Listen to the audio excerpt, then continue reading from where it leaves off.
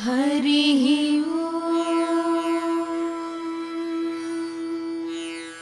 नाम्नां साष्टसहस्रं च ब्रूहि गार्य महामते। महालक्ष्म्या महादेव्या भुक्तिमुक्त्यर्थसिद्धये। श्रीगार्ग्य उवाच सनत्कुमारमासीनं द्वादशादित्यसन्निभम् अपृच्छन् योगिनो भक्त्या योगिनामर्धसिद्धये। सर्वलौकिककर्मभ्यो विमुक्तानां हिताय वै भुक्तिमुक्तिप्रदं जप्यमनुब्रूहि दयानिधे। सनत्कुमार भगवन् सर्वज्ञोऽसि विशेषतः आस्तिक्यसिद्धये नॄणां क्षिप्रं धर्मार्थसाधनम्। आद्यन्तिमानवाः सर्वे धनाभावेन केवलम् सिद्ध्यन्ति धनिनोऽन्यस्य नैव धर्मार्थकामनाः। दारिद्र्यध्वंसिनी नाम केन विद्या प्रकीर्तिता केन वा ब्रह्म विद्यापि केन मृत्युविनाशिनी। सर्वेषां सारभूतैका विद्या नाम केन कीर्तिता प्रत्यक्ष सिद्धिदा ब्रह्मन् तामाचक्ष्वदयानिधे। सनत्कुमार उवाच साधु पृष्टं महाभागा सर्वलोकहितैषिणीः महतामेष धर्मश्च नान्येषामिति मे मतिः। ब्रह्म विष्णु महादेव महेन्द्रादिमहात्मभिः सम्प्रोक्तं कथयां यज्ञ लक्ष्मी नाम सहस्रकम्। यस्योच्चारण मात्रेण दारिद्र्यान्मुच्यते नरः किं पुनस्तज्जपाज्ञापि सर्वेष्टार्थानवाप्नुयात्। अस्य श्रीलक्ष्मी दिव्य सहस्रनाम स्तोत्र महामन्त्रस्य आनन्दकरमचिक्लीतेन्दिरा सुतादयो महात्मानो महर्षयः अनुष्टुप् छन्दः। विष्णुमाया शक्तिः महालक्ष्मी परा देवता। श्री महालक्ष्मी प्रसादद्वारा सर्वेष्टार्थ सिद्ध्यर्थे जपे विनियोगः। ध्यानम् पद्मनाभ प्रियां देवीं पद्माक्षीं पद्मवासिनीं पद्मवक्त्रां पद्महस्तां वन्दे पद्मामहर्निशम्। पूर्णेन्दुबिम्बवदनां रत्नाभरणभूषितां वरदाभयहस्ताभ्यां ध्यायेच्चन्द्र सहोदरीम्। इच्छारूपां भगवतः सच्चिदानन्दरूपिणीं सर्वज्ञां सर्वजननीं विष्णुवक्षस्थलालयां दयाळुमनिशं ध्यायेत् सुखसिद्धिस्वरूपिणी। हरिः नित्यागतानन्त नित्यानन्दिनी जनरञ्जनी नित्यप्रकाशिनी चैव स्वप्रकाशस्वरूपिणी। महालक्ष्मीर्महाकाली महाकन्या सरस्वती भोगवैभव संधात्री भक्तानुग्रहकारिणी। ईशावास्या महामाया महादेवी महेश्वरी हृल्लेखा परमाशक्तिर्मातृका बीजरूपिणी। नित्यानन्दा नित्यबोधा नादिनी जनमोदिनी सत्यप्रत्ययिनी चैव स्वप्रकाशात्मरूपिणी।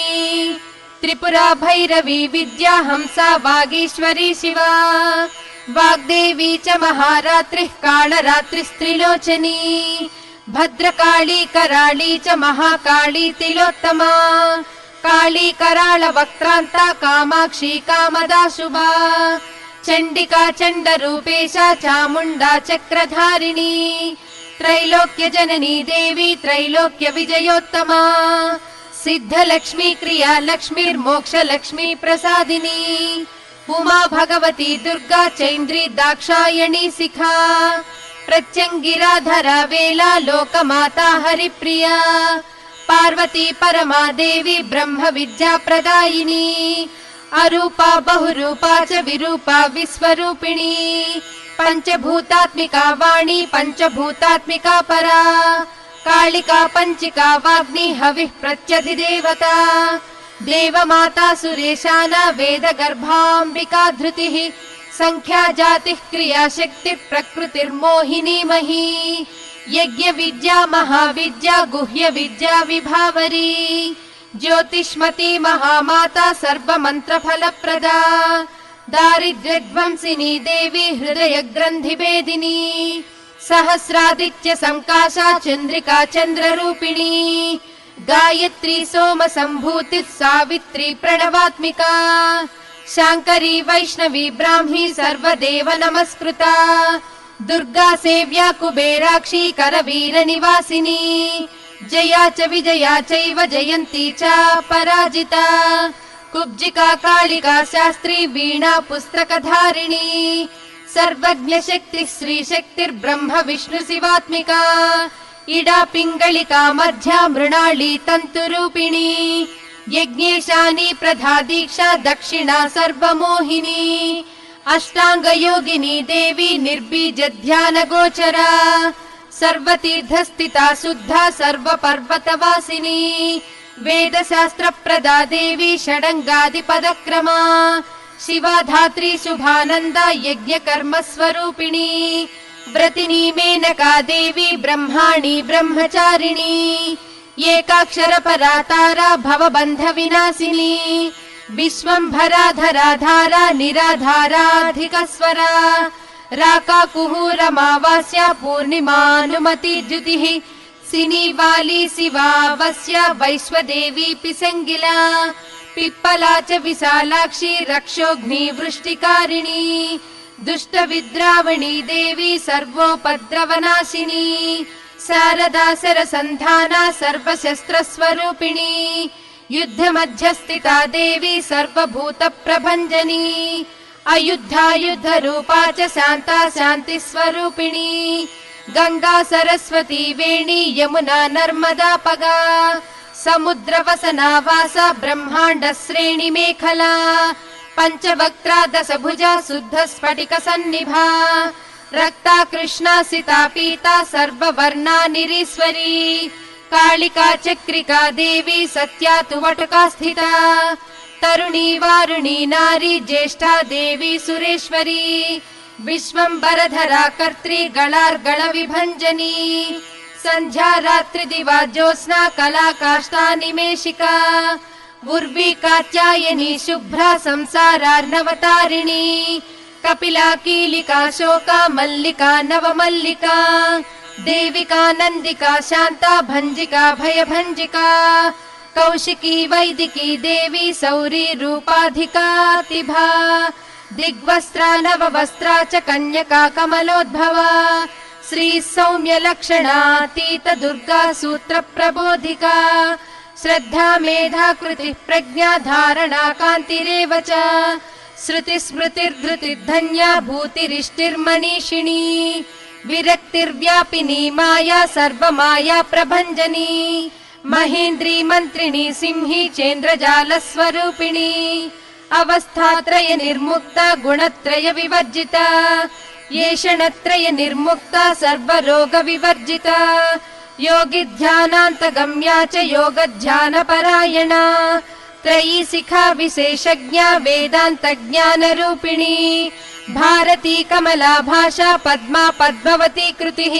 गौतमी गोमती गौरी ईशाना हंसवाहिनी नारायणी प्रभाधारा जाह्नवी शंकरात्मजा चित्रघंटा सुनंदा श्रीर्मानवी मनुसंभवा स्तंभिनी क्षोभिणी मारी ब्राह्मिणी शत्रुमारिणी मोहिनी द्वेषिणी वीरा अघोरा रुद्र रूपिणी रुद्रैकादशिनी पुण्या कल्याणी लाभकारिणी देव दुर्गा महादुर्गा स्वप्न दुर्गा अष्टभैरवी सूर्य चंद्राग्नि रूपा च ग्रह नक्षत्र रूपिणी बिंदुनाद कलातीता बिंदुनाद कलात्मिका दश वायु जयाकारा कला षोडश संयुता काश्यपी कमला देवी नाद चक्र निवासिनी मृडाधारा स्थिरा गुह्या देविका चक्र रूपिणी अविद्या सार्वरी भुंजा जंभासुर निबर्हिणी श्रीकाया श्रीकला शुभ्रा कर्म निर्मूलकारिणी आदिलक्ष्मीर्गुणाधारा पंच ब्रह्मात्मिका परा श्रुतिर्ब्रह्म मुखावासा सर्व संपत्ति रूपिणी मृत संजीवनी मैत्री कामिनी कामवर्जिता निर्वाण मार्गदा देवी हंसिनी कालिका क्षमा सपर्या गुणिनी भिन्ना निर्गुणा खंडित शुभा स्वामिनी वेदिनी सख्या शाम्बरी चक्रधारिणी दण्डिनी मुण्डिनी व्याघ्री सिकिनी सोम संहतिः चिन्तामणिश्चिदानन्दा पञ्चबाण प्रबोधिनी बाणश्रेणिः सहस्राक्षी सहस्रभुज पादुका सन्ध्या बलिस्त्रिसन्ध्याख्या ब्रह्माण्डमणिभूषणा वासवी वारुणी सेना कुलीका मन्त्ररञ्जनी जितप्राणस्वरूपा च कान्ता काम्यवरप्रदा मन्त्र ब्राह्मण विद्यार्था नादरूपा हविष्मती अधर्वणि श्रुतिः शून्या कल्पना वर्जिता सती सत्ता जातिः प्रमामेया प्रमितिः प्राणदा गतिः अवर्णा पञ्चवर्णा च सर्वदा भुवनेश्वरी त्रैलोक्यमोहिनी विद्या सर्वभर्त्रीक्षराक्षरा हिरण्यवर्णा हरिणी सर्वोपद्रवनाशिनी कैवल्य पदवी रेखा सूर्यमण्डल संस्थिता सोममण्डल मध्यस्था वह्निमण्डल संस्थिता वायुमण्डल मध्यस्था व्योममण्डल संस्थिता चक्रिका चक्र मध्यस्था चक्रमार्ग प्रवर्तिनी कोकिलाकुल चक्रेशा पक्षतिः पंक्ति पावनी सर्वसिद्धान्त मार्गस्था षड्वर्णावरवर्जिता शतरुद्रहराहन्त्री सर्वसंहारकारिणी पुरुषा पौरुषी तुष्टिः सर्वतन्त्र प्रसूतिका अर्धनारीश्वरी देवी सर्वविद्याप्रदायिनी भार्गवी याजुषी विद्या सर्वोपनिषदा स्थिता व्योमकेशाखिल प्राणा पञ्चकोश विलक्षणा पञ्चकोशात्मिका प्रत्यक् पञ्च ब्रह्मात्मिका शिवा जगज्जराजनित्री च पञ्चकर्मा प्रसूतिका वाग्देव्याभरणाकारा सर्वकाम्यस्थिता स्थितिः अष्टादश चतुष्टष्टि पीठिका विद्यया युता कालिका कर्षणश्यामा यक्षिणी किन्नरेश्वरी केतकी मल्लिका शोका वाराही धरणी ध्रुवा नारसिंही महोग्रास्या भक्ता नामार्तिनाशिनी अंतर्बला स्थिरा लक्ष्मीर्जरा मरणनाशिनी श्रीरंजिता महाकाया सोम सूर्याग्निलोचना अदितिर्देव माता च अष्टपुत्राष्टयोगिनी अष्ट प्रकृतिरष्टाष्ट विभ्राजद्विकृताकृतिः दुर्भिक्षध्वंसिनी देवी सीता सत्या च रुक्मिणी ख्यातिजा भार्गवी देवी देवयोनिस्तपस्विनी शाकंभरी महाशोणा गरुडोपरि संस्थिता सिंहगा व्याघ्रगा देवी वायुगा च महाद्रिगा अकारादिक्षकारान्ता सर्वविद्याधिदेवता मंत्र व्याख्यान निपुणा ज्योतिषशास्त्रैकलोचना इडा पिंगलिका मध्य सुषुम्ना ग्रंथि भेदिनी कालचक्राश्रयोपेता कालचक्र स्वरूपिणी वैशारदी मतिश्रेष्ठा वरिष्ठा सर्वदीपिका वैनायकी वरारोहो श्रोणी वेला बहिर्बलिः जम्भिनी जृम्भिणी जृम्भकारिणी गणकारिका शरणी चक्रिका अनंता सर्वव्याधि चिकित्सकी देवकी देव संकाशा वारिधिः करुणाकरा सर्वरी सर्वसंपन्ना सर्वपाप प्रभंजनी एकमात्रा द्विमात्रा च त्रिमात्रा च तथा परा अर्धमात्रा परा सूक्ष्मा सूक्ष्मार्धार्ध परा परा एकवीरा विशेषाख्या षष्ठी देवी मनस्विनी नैष्कर्म्या निष्कला लोका ज्ञान कर्माधिका गुणा सबन्ध्वानंद संदोहा व्योमाकारा निरूपिता गद्य पद्मात्मिका वाणी सर्वालंकार संयुता साधु बंध पदन्यासा सर्वौका घटिकावलिः षट्कर्मा कर्कशाकारा सर्वकर्म विवर्जिता आदित्य वर्णा चापर्णा कामिनी वररूपिणी ब्रह्माणी ब्रह्म संताना वेद वागीश्वरी शिवा पुराण न्याय मीमांसा धर्म शास्त्रागम श्रुता सद्यो वेदवती सर्वा हंसी विद्याधिदेवता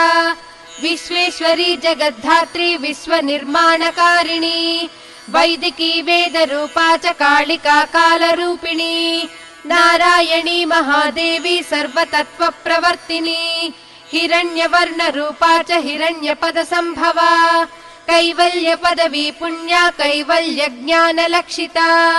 ब्रह्म संपत्ति रूपा च ब्रह्म संपत्तिकारिणी वारुणी वारुणाराध्या सर्वकर्म प्रवर्तिनी एकाक्षरपरा युक्ता सर्वदारिद्र्यभञ्जिनी पाशाङ्कुशान्विता दिव्या वीणा व्याख्याक्षसूत्रभृत् एकमूर्तिस्त्रयी मूर्तिर्मधुकैटभञ्जनी साङ्ख्या साङ्ख्यवती ज्वाला ज्वलन्ती कामरूपिणी जाग्रन्ती सर्वसम्पत्तिः सुषुप्ता स्वेष्टदायिनी कपालिनी महादंष्ट्रा भ्रुकुटी कुटिलालना सर्वावासा सुवासा च बृहत् सृष्टिश्च साक्वरी छन्दो गणप्रतिष्ठा च कल्माशी करुणात्मिका चक्षुष्मती महाघोषा खड्गचर्मधरासिनिः शिल्पवैचित्र विद्योता सर्वतो भद्रवासिनी अचिन्त्य लक्षणाकारा सूत्रभाष्य निबन्धना सर्ववेदार्थ सम्पत्तिः सर्वशास्त्रार्धमातृका अकारादिक्षकारान्त मात्रा वर्णकृतस्थला सर्वलक्ष्मी सदानन्दा सार विद्या सदा शिवा सर्वज्ञा सर्वशक्तिश्च खेचरी रूपगोच्छ्रिता अणिमादिगुणोपेता पराकाष्ठा परागतिः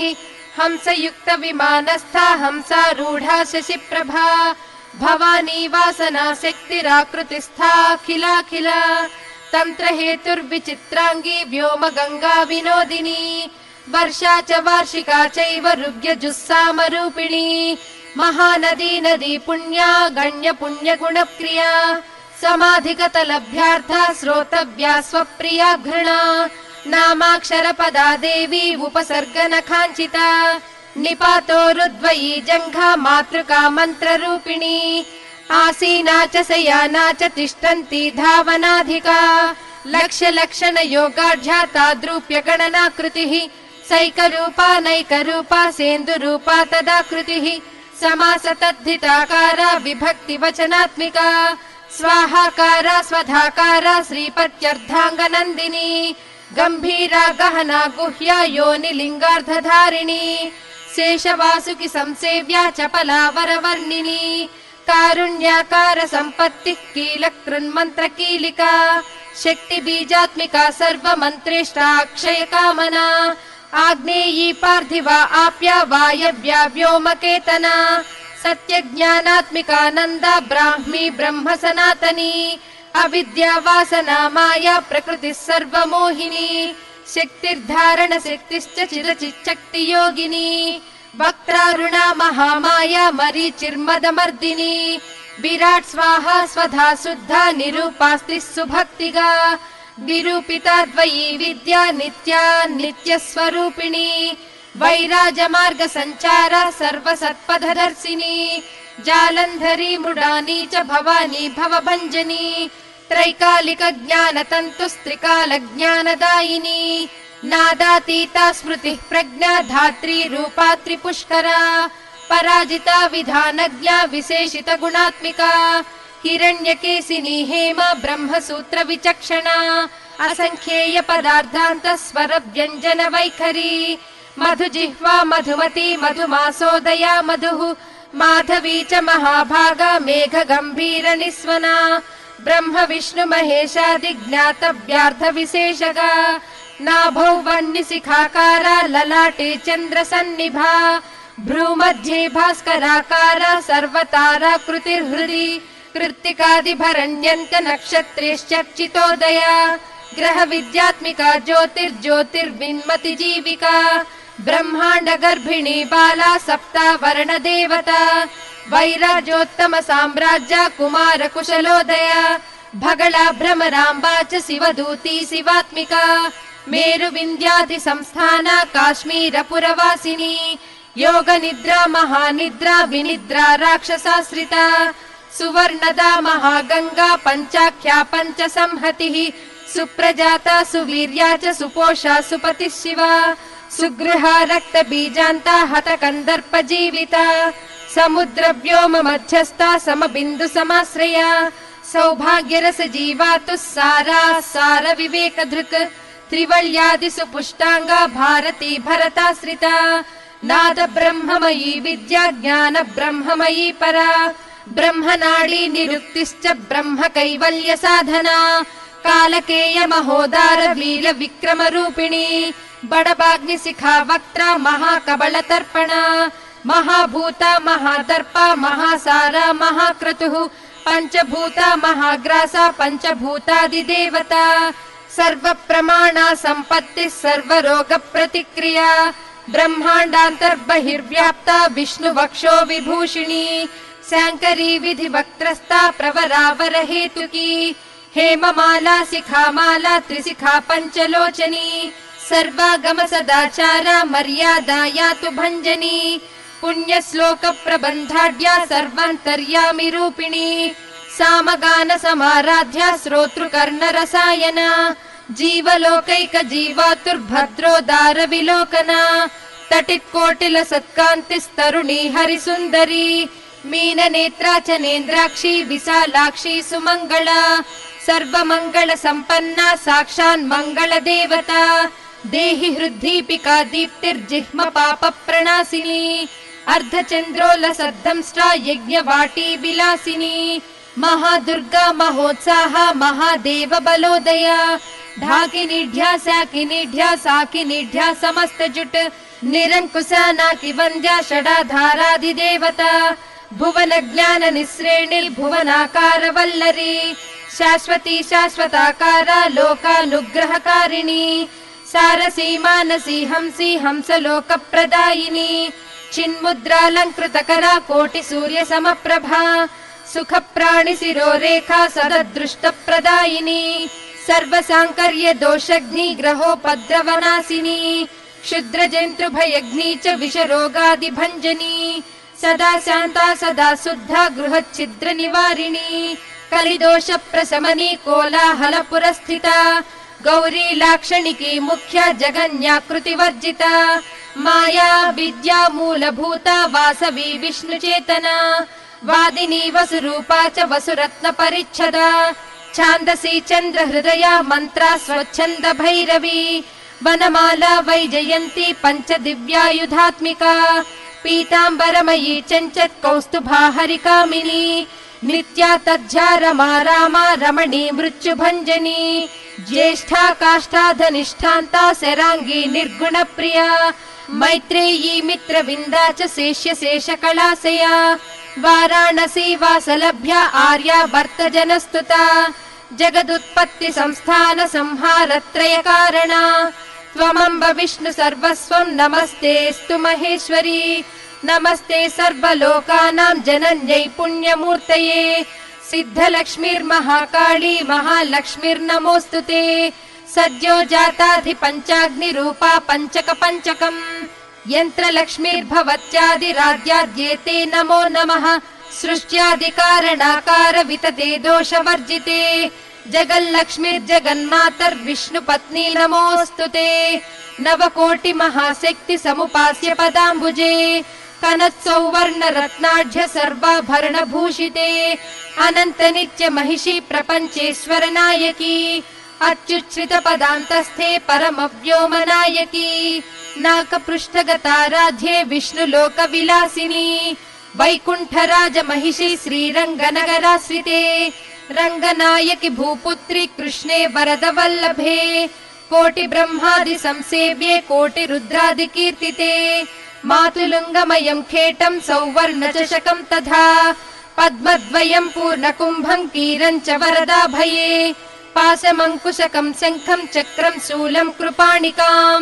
धनुर्बाणौ चाक्षमालां चिन्मुद्रामपि बिभ्रतीम् अष्टादश भुजे लक्ष्मी महाष्टादश पीठगे भूमि नीलादि संसेव्ये स्वामि चित्तानुवर्तिनी पद्मे पद्मालये पद्मपूर्ण कुम्भाभिषेचिते इन्दिरेन्दिराभाक्षि क्षीरसागर कन्यके भार्गवी त्वं स्वतन्त्रेच्छा वशीकृत जगत्पतिः मङ्गलं मङ्गलानां त्वं देवतानां च देवता त्वमुत्तमोत्तमानां च त्वं श्रेयः परमामृतम् धनधान्याभिवृद्धिश्च सार्वभौम सुखोच्छ्रया आन्दोलिकादि सौभाग्यं मत्ते भाति महोदयः पुत्र पौत्राभिवृद्धिश्च विद्या भोग बलाधिकम् आयुरारोग्य सम्पत्तिरष्टैश्वर्यं त्वमेव हि परमेश विभूतिश्च सूक्ष्मात् सूक्ष्मतरा गतिः सदयापाङ्ग सन्दत्त ब्रह्मेन्द्रादिपदस्थितिः अव्याहत महाभाग्यं त्वमेवाक्षोभ्य विक्रमः समन्वयश्च वेदानामविरोधस्त्वमेव हि निःश्रेयस पदप्राप्ति साधनं फलमेव च श्रीमन्त्रराजराज्ञी च श्रीविद्याक्षेमकारिणी श्रीं बीजजप सन्तुष्टा ऐं ह्रीं श्रीं बीजपालिका प्रपत्तिमार्गसुलभा विष्णुप्रथम किङ्करी क्लीङ्कारार्थ सवित्री च सौमङ्गल्यादिदेवता श्रीषोडशाक्षरी विद्या श्रीयन्त्रपुरवासिनी सर्वमङ्गलमाङ्गल्ये शिवे सर्वार्थसाधिके शरण्ये त्र्यम्बके देवी नारायणि नमोऽस्तुते पुनः पुनर्नमस्तेऽस्तु साष्टाङ्गमयुतं पुनः सनत्कुमार उवाच एवं स्तुता महालक्ष्मीर्ब्रह्म रुद्रादिभिः सुरैः नमद्भिरार्तैः दीनैश्च निःसद्वैर्भोगवर्जितैः ज्येष्ठाजुष्टैश्च निःश्रीकैः संसारात् स्वपरायणैः विष्णुपत्नी ददौ तेषां दर्शनं दृष्टितर्पणम् शरत्पूर्णेन्दुकोट्याभधवलापाङ्गवीक्षणैः सर्वान् सत्त्वसमाविष्टां चक्रे हृष्टा वरं ददौ महालक्ष्मीरुवाच नाम्नां साष्टसहस्रं मे प्रमादाद्वापि यः सकृत् कीर्तयेत् तत्कुले सत्यं वसाम्याचन्द्रतारकम् किं पुनर्नियमाज्जप्तुर्मदेकशरणस्य च मातृवत्सानुकम्पाहं पोषकी स्यामहर्निशम् मन्नाम स्मरतां लोके दुर्लभं नास्ति चिन्तितम्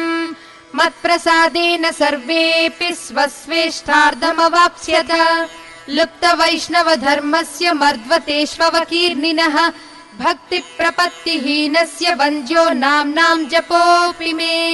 तस्मादवश्यं तैर्दोषैर्विहीनः पापवर्जितः जपेत् साष्टसहस्रं मे नाम्नां प्रत्यहमादरात् साक्षादलक्ष्मी पुत्रोऽपि दुर्भाग्योऽप्यलसोऽपि वा अप्रयत्नोऽपि मूढोऽपि विकलः पतितोऽपि च अवशात् प्राप्नुयात् भाग्यं मत्प्रसादेन केवलम्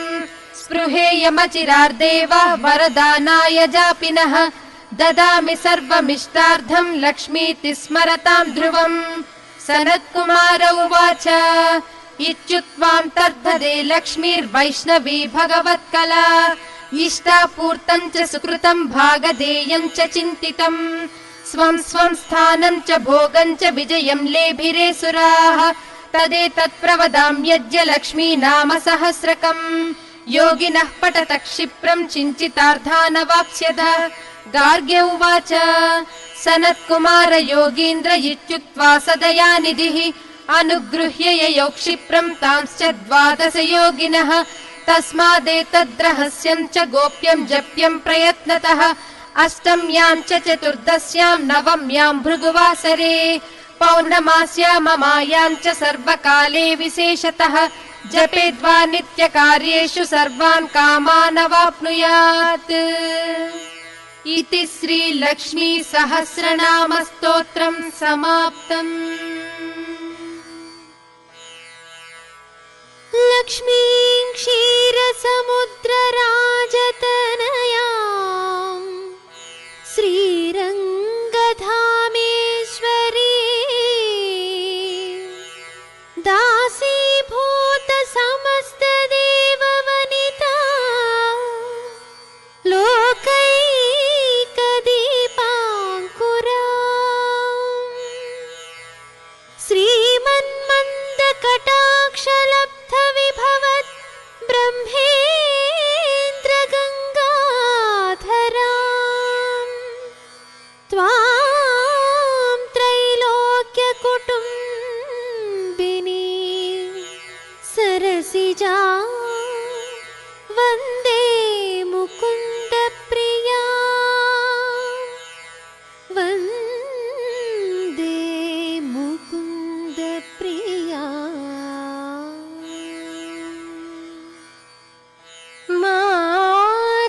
मातर्नमामि कमले